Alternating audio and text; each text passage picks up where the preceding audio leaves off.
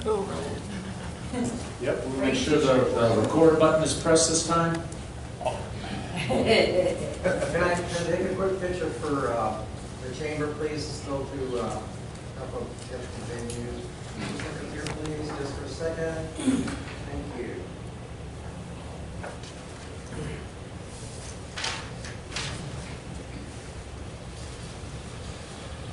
Everybody have water? Everyone good with water? Do you hit the record button on the video?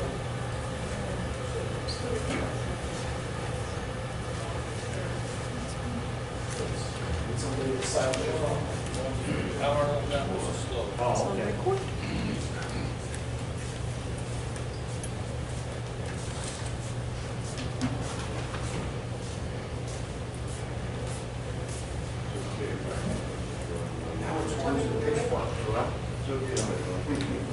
Go ahead. Give me the countdown. 3, 2, 1. Hello, everybody. I wanted to welcome everybody to our District 1 candidate forum this evening. I want to do a special welcome to everyone in the audience, and as well as to all our Facebook viewers. So thank you very much for joining us this evening. My name is Raul Sada. I'm the President and CEO of the Surprise Regional Chamber of Commerce. For those of you who don't know a lot about the Chamber, we're an advocate for the business community, we're the voice of the business community, and we're also the champion for the free enterprise system. So one of the things that we like to do, it's important, is for us to do candidate forums so that the citizens, our members, and the business community can make informed decisions about who's running for office, what their values are, and what they stand for. With that, I'd like to go ahead and review a couple of housekeeping rules. First of all, if we could please take a moment and please silent your cell phone or turn them off. If anybody's cell phone goes off, you will be subject to a $50 fine, and we do accept MasterCard, Visa, cash, and checks. So please, everybody, if you could, in all seriousness, please silence your phone. What we've done is we have a random drawing was established in order to determine who goes first, and then after that, the order will be reversed for each of the questions. Each candidate has 2 minutes for their opening statements and 3 minutes for their closing statement. Questions are specific to the council, district, city, and the region, and candidates will respond candidates will respond with up to 2 minutes per question. With each question, the order will rotate. If time permits, we will accept a limited number of questions submitted through index cards from those in attendance. The moderator, that's me, will screen, select, and ask those questions. Good luck to all the candidates, so let's go ahead and get started.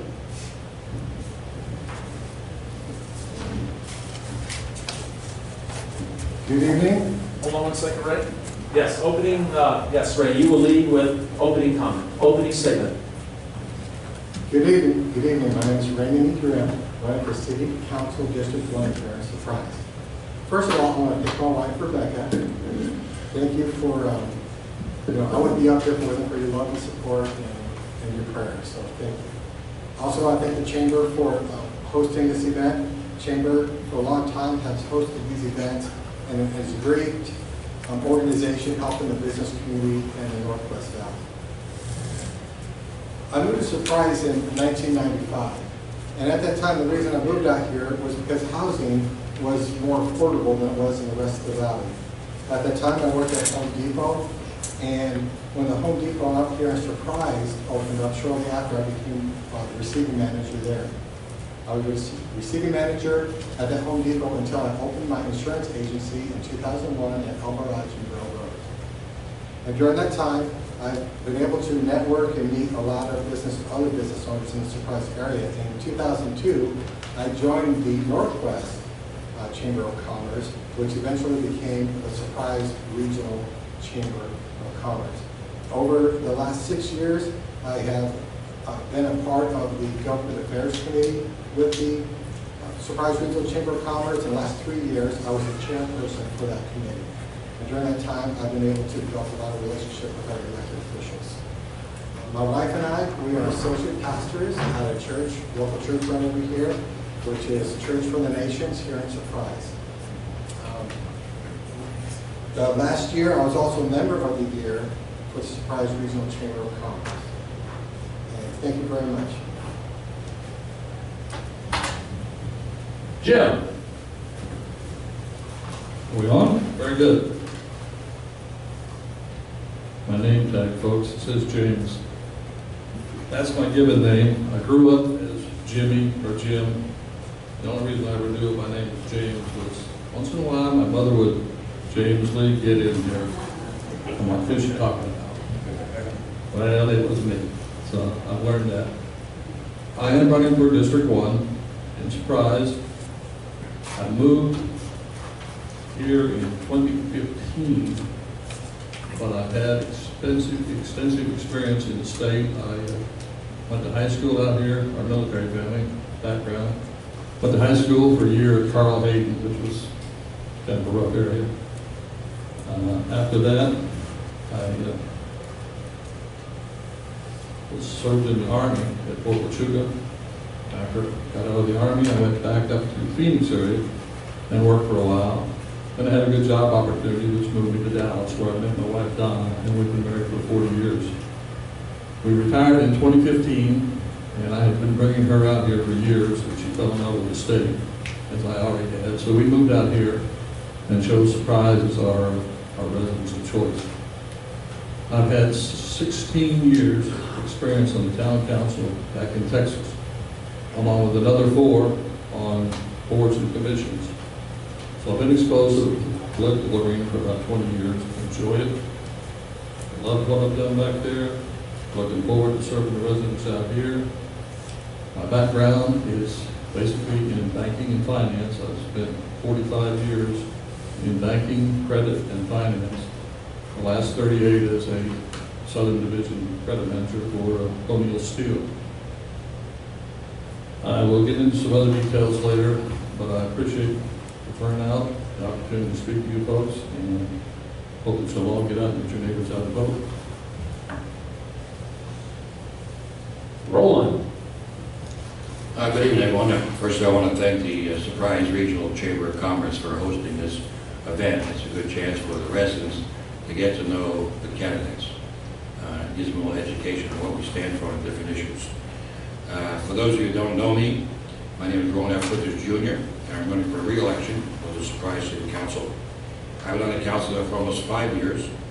I live in Arizona Traditions with my wife Carol of almost 50 years, and my youngest adult daughter, Jennifer.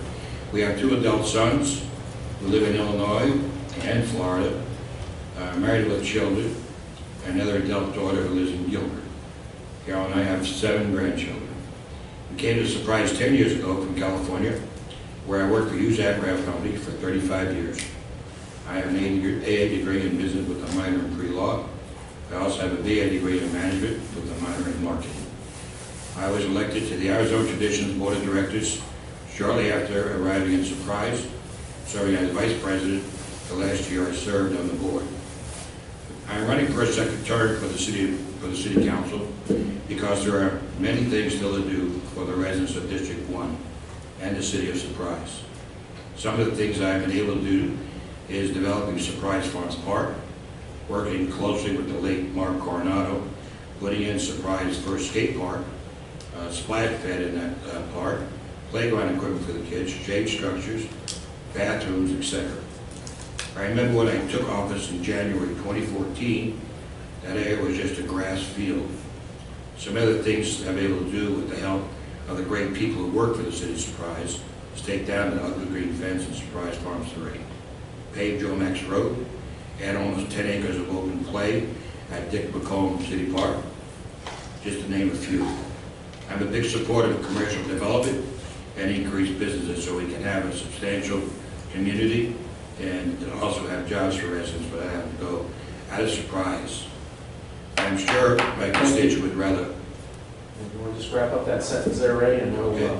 roll on. I'm sure my constituent would rather spend more time with their families rather than drive long distance to work. Thank you. Okay, here we go. First question. Jim, this will be for you. Like most Surprise residents, you were not born here. Tell us about your record of volunteering and community involvement prior to moving to Surprise.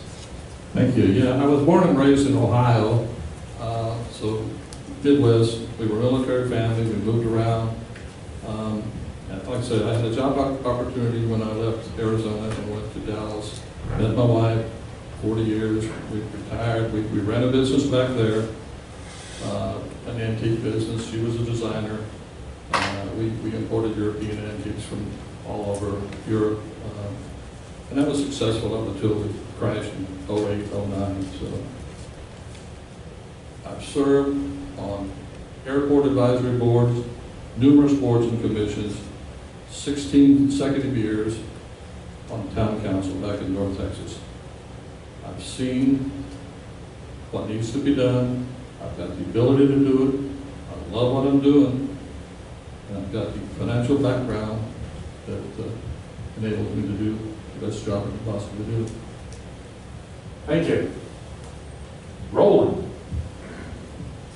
All right, back in California, of course, I had also had a photo studio. I owned and ran that photo studio for 13 years. As far as my volunteer work in Placentia, which was the town I lived in, I was on the Disability Advisory Commission for that city. It was a very small city, only 97,000 people. And also was elected for the local chapter of CDR, which is the Californians for Disability Rights. And I was the local president in Orange County. The following year, I was elected president of the state at CDR, which was in Sacramento, which meant a number of trips up to Sacramento for Orange County. Along with that, of course, did a lot of volunteer work with the kids. We had the football team over, and we were big advocates of the soccer that my kids played. My daughter was in the swimming team, so we did a lot of volunteer work with the school there. My kids went to Valencia High School in the city of Placentia, and they all grew up with, we had all the kids around our house after football games and soccer games and stuff like that. So it was a real good life. We loved California. But came to Arizona because you can't afford California anymore. And it's very crowded. Thank you. Thank you. Ray. Well, I was born in the great state of Michigan. Go Blue. And when I was a teenager, I moved to, my parents were moved to California up in the San Francisco Bay Area in a town called Pleasant Hill. And that's where I finished up my high school. And then my family then moved down to Arizona, and that's when I moved to Arizona as a young man. Was living in the Phoenix area, wasn't doing any volunteer work as a young man except just helping out with church and stuff like that. When I moved to Surprise in '95, the first year, my son, I guess I made a decision that I thought he would be a great baseball player, so I decided to sign him up for T-ball with the city of Surprise. So I walked into Billy Parker's office to sign him up for T-ball. Billy Parker looks at me and says, your son looks like a great baseball player. I need a coach for machine pitch. Can you coach machine pitch? I guess I'm coaching machine pitch. And so that started off 20 years, or 20 seasons of coaching here in Surprise in basketball and baseball, soccer, and those types of things. I also volunteer when I can. Our city hosts a lot of out-of-state baseball tournaments. And so when I can, I go and I help scorekeep and stuff like that out in the community as well. Through the church, I've always volunteered, doing food giveaway, clothing giveaways, backpack giveaways, things of that nature. I have served on boards of 2 separate churches on the servant board, and of course, I'm always serving in our church. Thank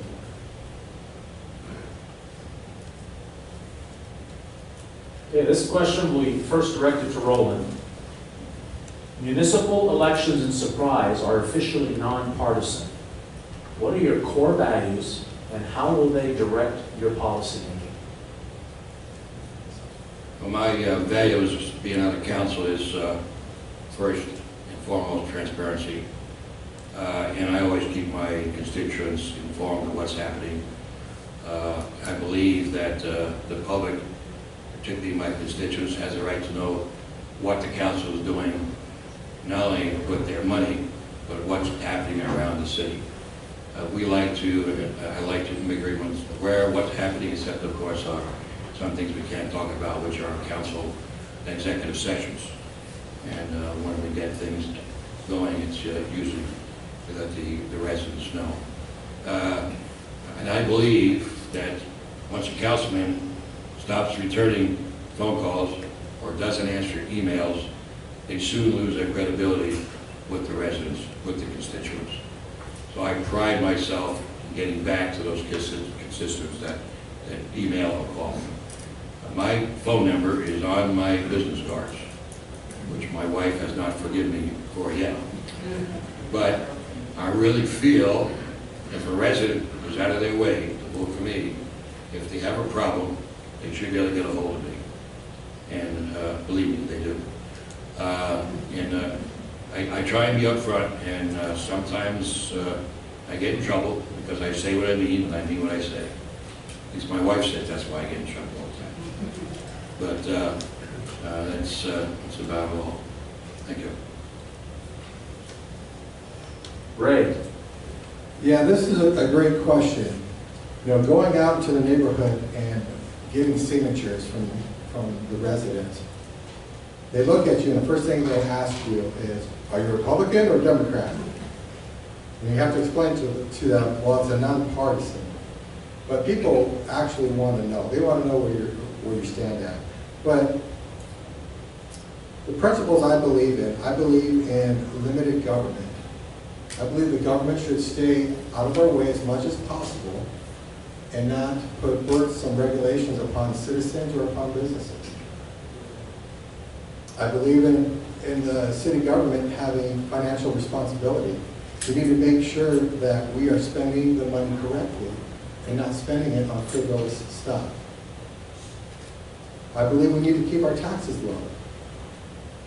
Taxes low keeps the money flowing. When the money's flowing, the economy is growing. And like Roland said, communication is a core value. You have to be able to communicate with your constituents and have conversations with them, either by email, by text messaging, Facebook messaging. There's so many different forms of communication anymore. Our millennials are coming up. Millennials are almost past emails anymore. Everything is Facebook messaging, Snapchat, that kind of stuff. As a council person, you need to step up your game and get into the communication of what the millennials and the young adults are communicating in. Thank you. Jim. Thank you. My biggest core value is honesty. Now, it's kind of an oxymoron. I've been on town council for 16 years. Honest. Most people are like, oh yeah, right. Anymore, that gets kind of crazy. But I will tell you, I've served with a lot of good folks. I've visited with some of the folks on the council out here now. 99% of these folks who volunteer their time and are elected are honest. It's just a few that give everybody the bad name. I run my business the same way. I run the folks that I work for me at different divisions around the country. They knew that I stood for honesty, ethics, and just an openness. You may not like what I say. You may not like the way I'll vote at the council, but I will tell you why. I will listen to you, but you're going to get the truth out of me from what I've researched, what I've found, and what I've heard from residents. Thank you.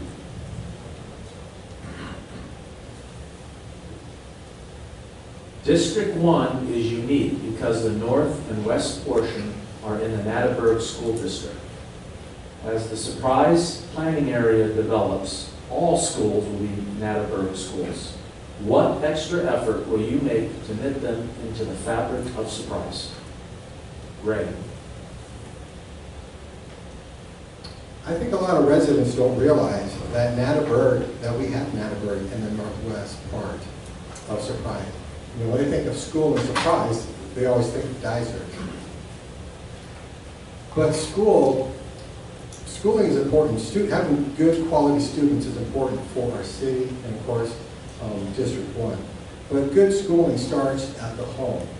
You know, we need to make sure we have families. It's really not a government issue, but good families, intact families, produce good students. It's my belief that, you know, as a city, we need to promote multiple venues or multiple vehicles of education, being private school, charter school, public school, and even homeschool. Not every student learns the same way. Every student has a little different course and they learn a little bit differently. I believe strongly that the parents have they're the ones that need to make the choices of what's the best education vehicle that fits their child. And then with that, of course, and here in Surprise, we got the colleges in Ottawa and the West Mac facility now for kids to go into. But I believe the core is having multiple venues for education. Jim? Thank you.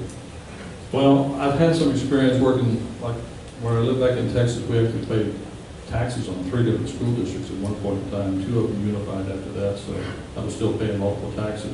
But while on the council, I found that it's most imperative that city leaders get with the school boards on a regular basis. You have to communicate. They can have a project and you're not aware of it. The city's got one, they're not aware of it, they're overlapping. You can utilize facilities for both sides, put better use of these things, but you're not going to get there unless you spend the time and effort. Go to their school board meetings, invite them to the council meetings, meet with them one-on-one.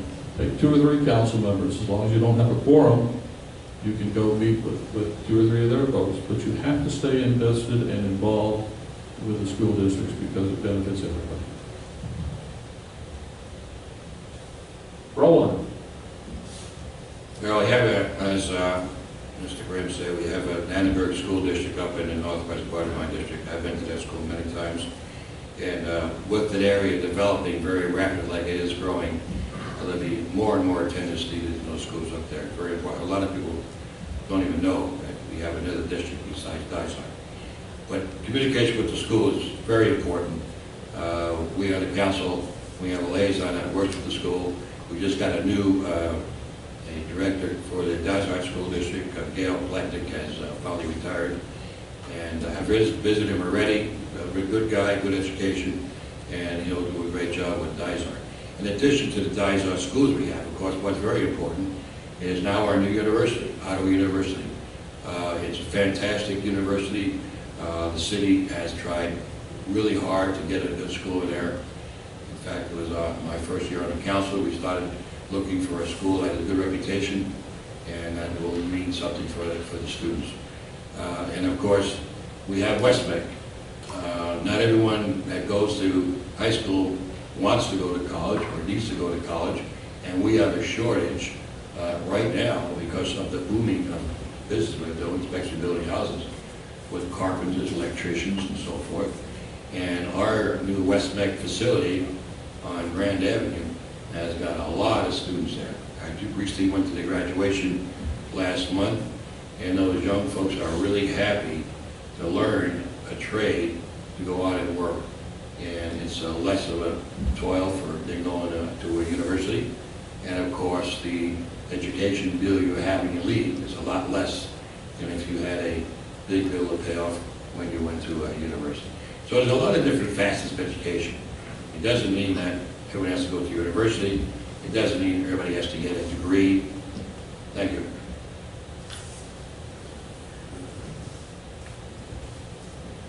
Grand Avenue bisects a large portion of your district and is largely free of development. 10 years from now, you're driving down Grand Avenue in District 1. Tell us what you see. Jim. Well, I'll get into some of the specifics in a little while, but one of the things that this city is lacking, and I'll explain that a little bit later, is commercial and industrial development. Now, I've lived in Surprise Farms for 2 years while we were building our house, and now I'm out off 163rd Joe Max area out there. But there is a lot of areas in this town that is still wide open and has golden opportunities for manufacturing and industrial that will not impede at this time on residents. You have to be careful of that because you don't want to destroy a neighborhood by sticking up a manufacturing plant. But unless the tax, it just needs to be increased out there. I see great areas along Grand Avenue, especially west of the 303, that you can have a lot of. And these give skilled laborers, this manufacturing, industrial, and this is where the city of Surprise needs to focus really well on getting manufacturing and industrial jobs in here. Thank you. Roland. Well, the area you speak of is in my northwest part of my district, and of course the roof stops up there are booming. Desert Oasis is growing really crazy. We got Rancho Mercado going in, which is going to be about 4,000 homes. And they are also going to finish Happy Valley Road, which is going to get somebody out of there more than just the two ways we have. That's one of the problems up there is in and out is usually just on 163rd. And that's a problem, particularly if you're going to bring any kind of business in there. Right now, it's mostly aimed at rooftops, and rooftops are good. We have that'll supply our businesses with a good workforce. But the city does not make money on rooftops. And in fact, it costs us money with all the amenities we have to go. We have to put electricity and all that good stuff, so it costs a lot of money for it. But we need those people to furnish jobs, good-paying jobs, for the industries coming into Surprise, which we have a lot of, especially down in the railplex. We have Gestalt Steel, and we have a lot of different construction places down there. And we also have the Japanese company that came in a few years ago, Irish USA, which makes containers, and they're all computerized lines of manufacturing. It's really a fantastic place. But Grand Avenue is really going to change. It's going to change drastically in the next 10 years. And I really foresee the District 1 is going to be split up eventually. We've got the new census coming up in 2020. We had it done in 2010, and of course the lines were rejoined then, and I'm sure they're going to be rejoined in 2020. So it's just a lot of building going on out there and good opportunities. Thank you.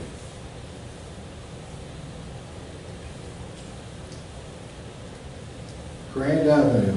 So I saw a report that by the year 2050, that Surprise is expected to grow to over 400,000 people. That is a tremendous amount of growth. And the majority of that growth is going to come up in that corridor, coming up Grand Avenue. That's where the area is. So what would I like to see? I would like to see Grand Avenue kept a highway and have some interchanges that are sort of like what we have at Grand and Bell, to where from 163rd Avenue, instead of having to cross railroad tracks and then wait at the light, where we can go up on top and then filter down, have on-ramps going onto Grand Avenue. And not just there, but we need to have a couple more of those. We need to have another outlet from Desert Oasis, from Asante. Those neighborhoods need another outlet onto Grand Avenue. There was an accident between a truck and a train a few months ago. And when that took place, everybody in the neighborhood could not get out to Grand Avenue. It was impossible. That whole place was closed down. We all had to go through Joe Max, which Roland was talking about. You had to go through Joe Max, which if you're going to Surprise, actually Joe Max takes you out to Peoria. So what I'd like to see is those overpasses come in. Honestly, it's going to take more than 10 years for that to take place, but that's what I'd like to see, the on-ramps and off-ramps for the communities that are being built up in the northwest area.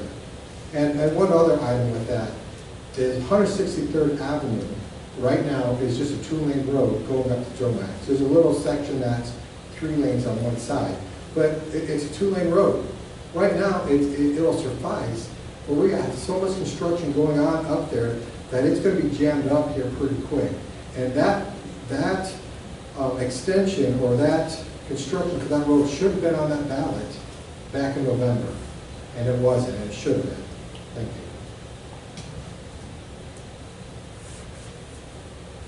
Currently, the hottest issue and surprise is the development around City Hall.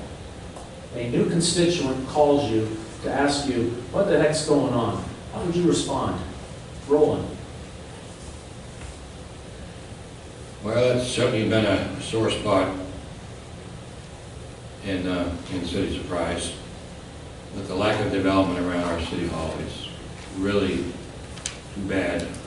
There's a lot of problems involved in that. We have disagreements with the developer, we have disagreements with the landowner, and we have disagreements within the City Council.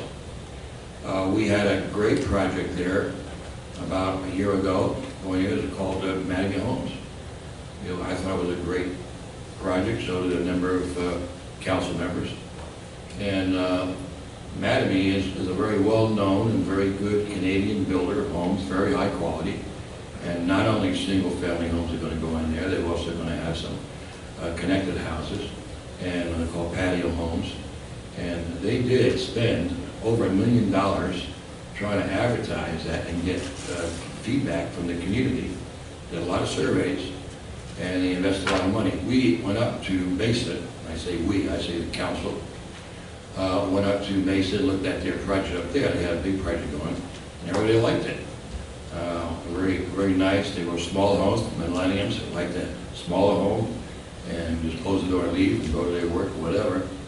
And it was on track, and it looked like we were going to probably get something done there. And they were only going to really develop about 5 or 10% of the property, 400 or 500 acres we have there. We were going to have to dispossess some of the coyotes, but that was okay. But we had some councilmen that didn't want the project, and a beautiful project that could have been done was not considered. And Mattamy Homes turned away, and I made it. I really know everybody, keep treating developers like that. We're not going to develop anything. They will not come back to Surprise. Thank you. Ray. Downtown. Great opportunity. Great opportunities lost. You know, the city of Surprise took the developer or the landowners to court to try to take the land a few years ago. Ended up not working out, cost the city a ton of money, waste of time. And then you have the Mattamy project where the developer was working with the city staff and P&Z for over a year getting this ready to go, development ready to go. And then it came down to the vote of the council to change a little bit of the PAD to go forward with the project. And the project was barely voted down. A lot of money spent from the developer. The developer has to be angry. Like Roland said, you know, if we're going to mess around over here, they'll go develop somewhere else. There's opportunities other places for that. So we need to get that straightened out. We need to work with the developer to develop the downtown area correctly. You know, the problem though is that a developer, a landowner, they're going to put there what they think is what's going to sell. What's going to give them the rate of return of their investment. You know, one of the councilmen made a comment about, hey, you guys have great condos over there. Why can't we put condos there? Well, the developer doesn't feel like they can sell condos. I mean, it would be no different than me going to the city and saying, I want to open up a fidget spinner shop downtown. It'd be a great shop. Fidget spinners are selling everywhere. And the city comes back and says, you know, we really had that slotted for a yo-yo shop. You can't sell fidget spinners, you have to sell yo-yos. That's almost what we did to the developer. We need to get that fixed. We need to work with the developer. It's the developer's land. We don't get to tell them everything they can put there.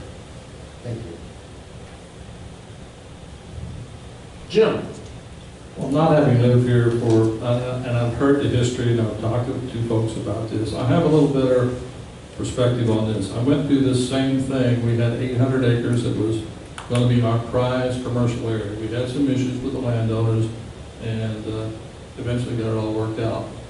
But the bottom line, let me, that wall's a whole big blank canvas, okay? Everybody, if I took every one of you out there and went over there and said, paint me what you think downtown should be, everybody's gonna paint something different. Bottom line is, the city doesn't own the property, but even if the city owned the property, developers are gonna be the ones who come up with the ideas, because they're gonna be the ones that are invested. They're throwing their money out there. They're going to do their due diligence. They're going to do their studies on what's going to work. It's got to be a win-win situation for both the city and the developers, or it's not going to work. I actually applaud, from what I've seen of the current council, they're sticking to their guns. They've got a vision. They want to see it, but that canvas is going to change all the time. The master plan needs to be updated every 5 years. It needs to be a 20-year outlay, but it needs to be updated. Like I say, you're going to start your painting, and you're going to think this is going to go good here. And then the developer's going to come in and say, I'd like to invest in your town, but that investment's not going to come until there is a need and a desire for those developers to come in here. The city has to work to show those people that we want you here, and we're going to work hard at it. The bottom line is, any type of housing, I would not be in favor of that up there whatsoever. I would push this council to stay away from that. Now, the development we had back there was one of the last malls that was ever built in the country, like a decade ago. But the bottom line is, we did have some small retail, some small mom and pop shops, and put some apartments above that, and it worked out great. We had a 90 to 95% occupancy rate all the time. Thank you.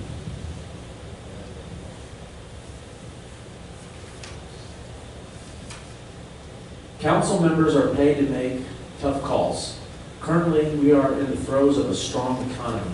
However, if the economy were to fall within the first 4 years of your term, what budget cuts would you support and why? Ray.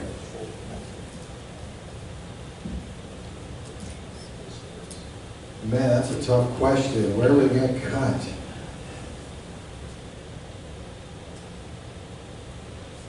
Well, unfortunately, I'm thinking you're going to have to just do an across-the-board cut. If you're going to cut, 5% here, 10% there across every department. For temporary cut, probably, some arts and, probably the arts and things of that nature. But I think you have to go across the board. I don't think you can take one specific department and say, we're going to cut you. But you're going to have to go across the board, 10% cut, and then and work from there. Jim.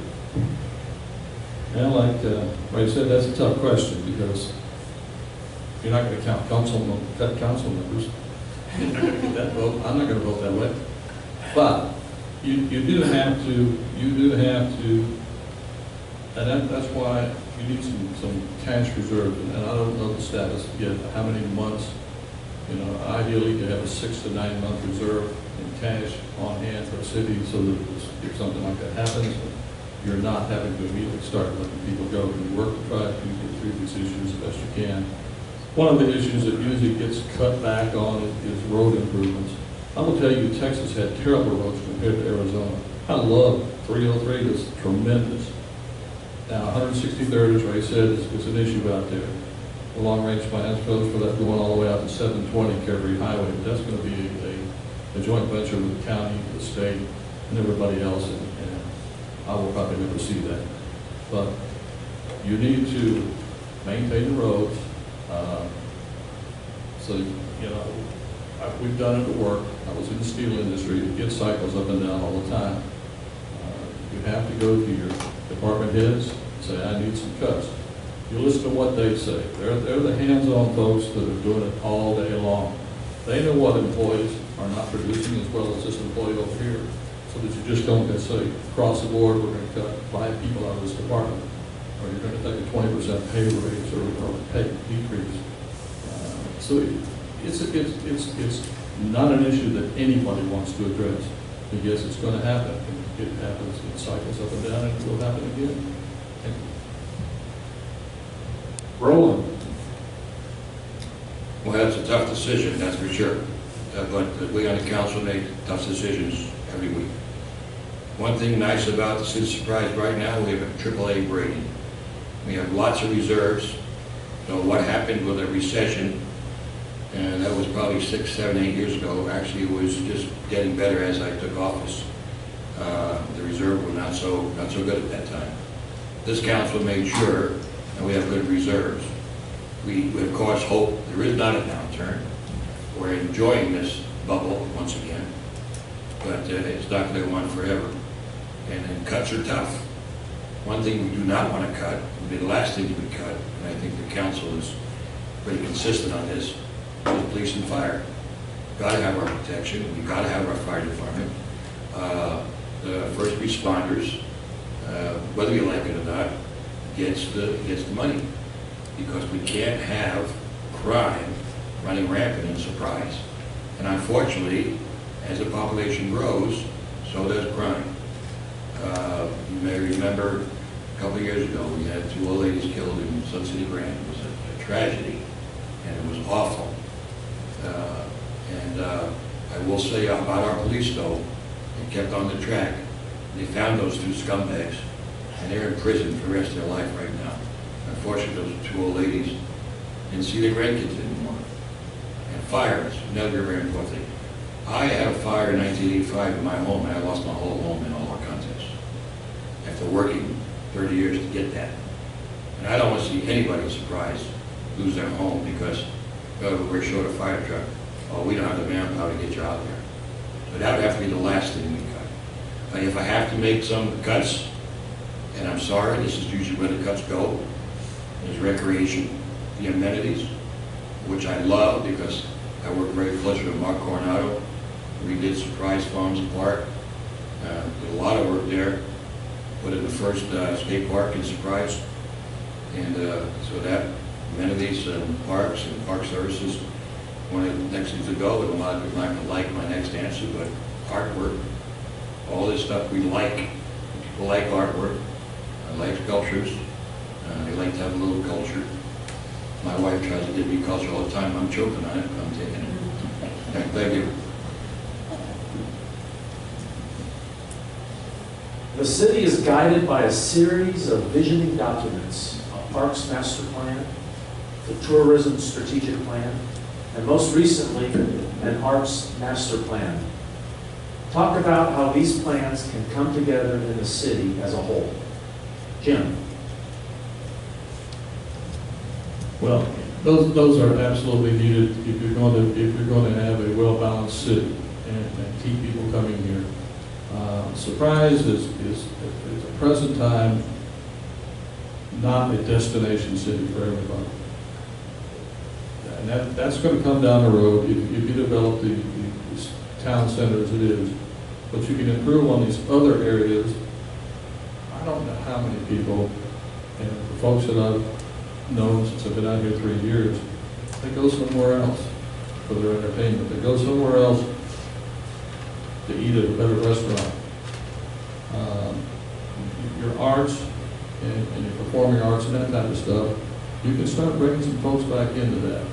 I was over at the one at the Grand facility, the debate the other day, and they've got that nice little theater in there. First time I'd seen that. That's awesome. But I don't know if that's open to the public, or is that just for their personal use over there. You have to have committees, you have to find the best qualified people to volunteer for these jobs.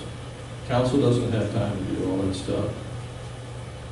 Your job is basically to manage the city. But you go out and you ask for volunteers and you search out people that you know have the ability and the qualities to do this, and you beg them, you get them on those commissions, and they will do wonders for you if they know they've got the support of the council. So you can never get too much of that type of art and that type of facility. So I'm firmly in favor of whatever needs to be done to keep that progressing forward. Roland. Okay, thank you. Can I ask you to repeat the question, please? Sure. The city is guided by a series of visioning documents: a Parks Master Plan, the Tourism Strategic Plan, and most recently an Arts Master Plan. Talk about how these plans can come together in the city as a whole. Well, all those plans are very important, and you all have to work together to make Surprise a great city. And that's one of the problems if we're talking about master plans for a development around City Hall. Part of the problem, it's a big problem, we have no master plan. And that's one of the big problems about getting a settlement around it. We are having discussions with the developer and the landowners, and they're continuing to get a master plan. So when we get that master plan, it'll be a lot better. Yes, we just finished the art master plan. The chair of the Arts Commission is in our audience here, Margaret, who was very helpful in getting that master plan done. And we needed it. We need culture in Surprise. We don't want to be in Scottsdale, but we want to have some nice artwork, some nice sculptures. And thanks to our Arts Advisory Commission, that's getting done. So plans are important. And they're important for the city as a whole when they come together and make the city great. Thank you. Ray. Well, the Parks Master Plan, what that includes is multiple parks throughout the city and a trail system getting to them. I mean, wouldn't that be awesome to be able to take a bike or a hike and go from community to community, park to park, you know, a bicycle, walking, hiking, or whatever.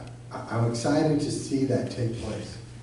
On the arts plan, the ultimate destination with our arts, which I'm very excited about, is somewhere in the downtown area is to have a little theater, a community theater. You know, my wife and my father-in-law, we went to the community theater in Peoria, and they had two stages there, and it's a great little facility. And when I was sitting there, I was like, man, this would be phenomenal to be in our downtown area of Surprise. I mean, wouldn't that be cool to go downtown Surprise, go to a theater production in Surprise, and be able to walk down the street and have dinner? I mean, that'd be great for our city to have something like that. And then how all that comes together is, you know, when you have the great parks, you have the great art, I believe it brings a healthier city, just a fun community to be in, and a place that attracts people not only from our surrounding community, being Glendale, Goodyear, Avondale, those areas, bringing them in, but also when we have the guests coming in for spring training, our guests coming in for the tennis facility, they have a place to go and a place to stay and a place to spend more money. Thank you. The City of Surprise, A History in Progress, is the title of a 104-page book and accompanying DVD, co-authored by our city clerk and official city historian, Sherry Aguilar. If elected or re-elected, how would you like to be remembered in Volume 2? Roland. Well, I'd like to be remembered if anybody wants to remember me. I don't know. But Sherry Aguilar wrote that book, and she's been a 25-year employee of the City of Surprise. Very knowledgeable, from the fellows that came out, migrant workers to pick our cotton. Started at the original town site, and we never want to forget that original town site is the backbone of Surprise. And because we have our Vice Mayor Raymond in the audience, and he is the head honcho over there, and he promised me it's going to be great in about 5 years, we'll recognize it. So we're going to hold him to that. But I'd like to be remembered as an ex-councilman of Surprise, as one that forged ahead and got some kind of transportation for our citizens. We have a population of 135,000 people, and I find it ridiculous we don't have any transportations for our citizens. And we are trying, we're trying very hard on the council to get something. We have an upcoming trip to Washington, D.C. To talk to our lobbyists. I know that's a dirty word, but in D.C. you need lobbyists to help you get things done. We go there also to Phoenix to visit our state people. we're not even, as far as MAG is concerned, and nothing gets done without MAG's approval, as the Maricopa Association of Governments, we're not even on the grid. We're way out there somewhere in the desert. And I'm not talking about just getting something to run around Surprise. I'm talking about connectivity. We've got to get to Glendale. We've got to get to Peoria. We've got some of those places where we get a bus into Phoenix. We do have 2 buses, rapid buses that go down to Phoenix in the morning for people to go to work, and 2 buses back at night. That's not nearly enough. We need a transportation system in Surprise. And I've been harping on it before I even got on the council. And I'm still harping on it. With the new school coming in, the University of Ottawa, is a very good chance we're going to get something called the circulator, which is at least gets people around Surprise. But we have a lot of work to do on that. And if it's successful, I'd like to be remembered for somebody who has a small part in that. Thank you. Ray? First of all, I want to be remembered, first of all, as a good husband. I want to be remembered as a good father to my kids. I want to be remembered as someone that cared for the people of the community. Because really, isn't that what it's all about? Isn't community about people? Projects, those things, those will come and go. They'll rust away. But what we invest in each and every person in our community is what it's all about. So if I was to be remembered, I would want to be remembered as someone that invested in the people of the city of Surprise. Jim? Well, I don't think anybody's up here is going to admit they don't want to be remembered, but the bottom line is yes, you have your core values, your ethics, your honesty. When I'm not on the council, I would hope that people say, yeah, I worked with him. He came out to our HOA. He came out to our meetings. He came to my house. He asked me what I wanted to do in the town, what I saw. You have to work with the community. Council's job is to oversee things, but you're still you work for those folks. They are your employees. So if you treat them fairly and you get their input and you involve as many of them as you possibly can, you will be remembered. Thank you. Okay, thank you. We're on the home stretch now, so here's another question. We strive to ask questions relative to your district, the city, and the region. What did we forget to ask? Ray?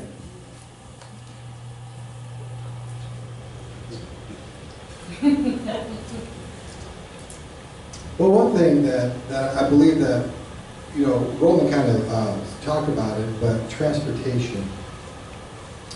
We didn't really have discussion of transportation. So I'll go ahead and talk about that, if that's okay. Transportation over the next 10 to 15 years is going to drastically change. Dramatically with driverless vehicles and those things coming on board, it's going to drastically change. I was approached by one of our state representatives a couple of weeks ago, and he says, hey, if you're elected, I'm trying to get this federal money grant to come into the Surprise and bring bus service to Surprise. Will you support it? I said, well, it all depends on the cost and the return of investment. Because how long, if we do that, who's going to pay for it? Are we going to raise taxes? Are we going to cut services? What are we going to do to pay for it? And by the time we get it up and running, the second problem we're going to run into is it going to be a relevant model for the future? I read a report that once driverless vehicles comes on board, that when someone pulls off their app and orders a car and then comes and picks them up, it'll be the same price that they'll get door-to-door service that it will be to take public transportation. It'll be the same price. So we invest all this money in public transportation, but the millennials come up and they're not using it because they're Ubering everywhere. And that's going to be a huge albatross upon our taxpayers. So we have to take a serious look at that on transportation. Are we going to invest all that money into something that's going to be an old bunk? You know, when we invest a lot of money 20 years ago into new phones for all our offices when cell phones were coming on board. We got to be smart about this and not just jump and order up a bunch of buses and then they're not being used. Thank you. Jim? What you forgot to ask me, how to improve the city's position with the residents. Most cities, the citizens do not want to go to town hall. You know, so, oh, I gotta go to town hall for this, I gotta go to town hall for that. That was one of the areas that I worked on hard back there when I was on the council, was to stress to the employees of the city that you are a service center. You are a service center to provide stuff to the residents of this town. They pay your salaries. They're the ones that keep you up here. I will tell you, I went through, we had 3 different town secretaries back there. You've got a golden one near you, Sherry. I'll tell you what, I've not dealt with her very long, but my goodness, she's head and shoulders above anybody I ever worked with as far as a city clerk. She's just amazing. That's what I'd like to see throughout City Hall. If you go to the mall, you go to Macy's, you have a bad experience. What do the next time you go to the mall? You go to Dillard's, you go to Kohl's, you go to Town Hall, you have a bad experience. What do? You're stuck. You got to go back there the next time. So when you open that door, you're already going in with a bad attitude. I just like to see some education for staff that these folks do come up here for a reason. They have rights, and they are the ones that pay your salaries and keep you in business. You are a service-oriented business, just like the department stores. Thank you. Roland? I was not asked any questions about our volunteers. We really rely on our volunteers in Surprise. And we have a lot of great citizens that step forward to serve on our boards and commissions. We have great people over at the stadium during our spring training games. They're called Sundowners, and a lot of them have been on that job for a long, long time. And they're invaluable. We have our volunteers with our police department. We have the young people that really want to get involved in law enforcement. It's a great place from the start. And again, they do a lot of work to save the city money. Volunteers are really the backbone of any city. Without volunteers, all that money would be spent trying to do those jobs that these volunteers do. And they're very important. They're very important people. And I'm a member of the Board and Commission Selection Committee. And in fact, we had a meeting today about picking some residents to serve on those boards and commissions. And these people that come forward to serve the city without a paycheck are fantastic. And I ran into a lot of them when I was on the Disability Advisory Commission. I was on that commission for 4 years. And people all the time, with Ally Klein sitting in the back there shaking her head. But things like that, and the volunteers are very important. And I wanted to make sure that we all took a note of that and appreciate that. Thank you. Okay, thank you guys. We have no questions from the audience on our index card, so we're going to go ahead and move directly into closing statements. Roland. I get to go first, huh? Even though my last name is Winters, I'm usually last. Well, I want to thank everyone for coming, taking out time of their busy schedules. I know that's probably your favorite TV show you wanted to watch instead of coming here, but I hope you found it enlightening and you learned something. And just don't forget to register and vote. In the last, I'll tell you a little more about me and my time on the council. In the last 5 years, I've never voted for a property tax rate increase or food tax, which was talked about briefly a few years ago with some council members. We are one of the very few cities in the West Valley that does not have a food tax. My feeling is it's a tax that is very regressive and unfair. Someone with a family of 5 spends more of their disposable income on buying food than a person that's single or even a married couple. I take pride in the fact that my constituents can reach me by phone or email. My home phone is on my business cards.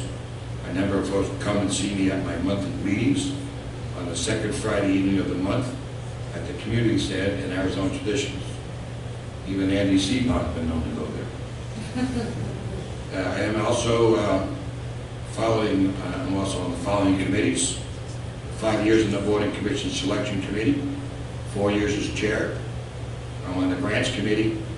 I'm on the MAG Economic Development Committee, which meets in Phoenix. I'm on the Northwest Valley Connect Advisory Committee. I'm on the Joint Planning Advisory Council, and I was nominated this year to be vice mayor. I do not have any special interest flowing money in my campaign. My campaign is self-financed on money from my financial support that I receive is from my family, friends, neighbors, constituents, and people who like where I stand on the issues. I'm the only qualified candidate for District 1. I'm the only qualified candidate sitting up here. Now, there has been some discussion lately about the ethics tonight of our council members, and should the leaders of our city be held to a higher standard? You bet they should. You bet they should. And I've heard a lot of talk lately about particularly the fire union backing a number of council candidates, and I hear from Mr. Hester the way it's perfectly legal. Yes, I think it is legal, but is it ethical?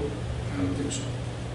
And it really bothers me that we're talking about standards and ethics. One of my opponents, Mr. Grimm, was arrested for domestic violence, cited for animal cruelty, and filed bankruptcy, and several other charges. I would really appreciate your support for re-election to the Surprise City Council, District 1, and of course, any and all financial donations are welcome. Thank you. Jim. All right. Why am I running for council? Because I really truly believe that for my 20 years on boards and 16 years on town council qualify me to step into this position, work with developers, work with staff. I've always gotten along with staff. I enjoy working with them, but I also like to get hands-on, go out and go out when the staff goes out to meet with these folks who want to come into this town. I'd love to go out there and be with them. Sometimes those people that are looking at 2 or 3 locations to put a new business, and 2 or 3 council members show up with the ED folks, they're like, hey, this town really wants my business. It helps to a degree sometimes. Bear with me here. My 45 years in banking, finance, and credit certainly qualify me to be firmly committed on fiscal responsibility. Those tax dollars that the council is charged with taking care of, that's my tax dollars also. So, you know, I will do our best to take care of it, that it's spent wisely and it gets the utmost for its value. But understand, I treat it like it's my money also. Fire and police, firmly, you can never do enough of that. There's one thing that, if I get elected, I think needs to be addressed immediately. There are opticons on most of the street lights in the city. For those who don't know, an opticon is when they're running on an emergency call, they have the device that can stop that stoplight, change it red any way they want it all the way around. Right now they're disabled. They need to be upgraded. Talked to Mike Payne, and he said that, you know, if they haven't worked for a while, there has to be cash reserve. It can't be that costly to do that. You're never going to get statistics on how much it improved, but I'll guarantee you the person that if they get there a minute or 2 earlier and saves their life, that's the only one that counts. You know, it's sad to see all that stuff that was put in and it's not being used because it's not been funded, or this department doesn't know what to do with it, or that should be that department, the Public Works Department. Who cares what department it is? Get it done. Taxes. Oh, give me 30 seconds. You need to understand, taxes are like three-pronged. You've got your residential, your commercial, and then you've got the retail. Retail, e-commerce increased by 17% last year. That's 17% that came out of the stores. The big box stores are closing. We need to get this commercial industry in here to get better. That's my stop. Sorry. Ray. Thank you everyone for coming out. I need to address what Roland said there. See, both my opponents got a packet from someone who I assume was my ex-wife because of the materials in it. Two people made two different choices. Mr. Cunningham, a man I've never met before, walks into my office, brings the packet, and says, I don't know you, but I just want to show you what someone anonymously gave me in the mail. And I looked through it. I kind of explained some of the situation that was going on. He said, okay, I just want to let you know what's out there. Also, just want to let you know that I will not use it. It's not, you gave me a satisfactory answer, and it's done. That's a man of integrity right there. Someone else took that same information and did, Roland, when we have chamber events, I go and get a plate for you and fill you up with food and bring it to you and serve you. I serve you your drinks, and you get this packet and you don't call me, you don't say anything to me, you want to blast me here in the forum instead of calling me, find out what's going on. I'll tell you what's not in the packet. Those charges you're talking about were all just eventually dismissed. Every one of them was dismissed. I'll tell you what else is not in that packet. The first incident, my ex-wife I had to get an order of protection against her, and then later she was arrested for violating the order of protection. My sister had to get an order of protection. My wife had to get an order of protection. My daughter had to get an order of protection in the fall of last year against her own mother. That wasn't in the packet. So this is the type of stuff that happens on our council at times. You turn things in personal. You did the same thing 4 years ago to Semino. You talked about his sexual orientation. You talked about other things about him. That's not the right. I know it's politics, but a man would come up and say, hey, I got this. What do you think? And I appreciate you for standing up and coming to me. That was very nice. I apologize. City of Surprise. City of Surprise is at a crossroads. We were at a crossroads years ago in the 70s when council at the time took Bell Road and opened it up to 3 lanes both ways, 6 lanes.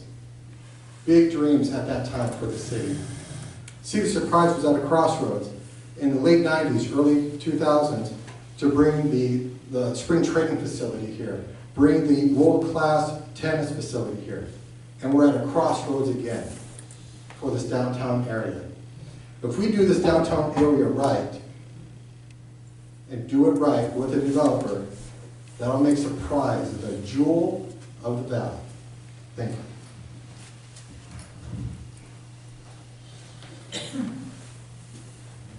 I want to thank everybody for attending tonight. Special thanks to our Facebook audience. Also, a special thanks to the Hampton Inn for hosting these wonderful facilities tonight. Thank you for, let's give another round of applause for the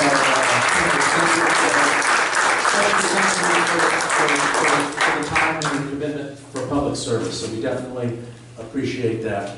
For the next few minutes, feel free to come up to the stage.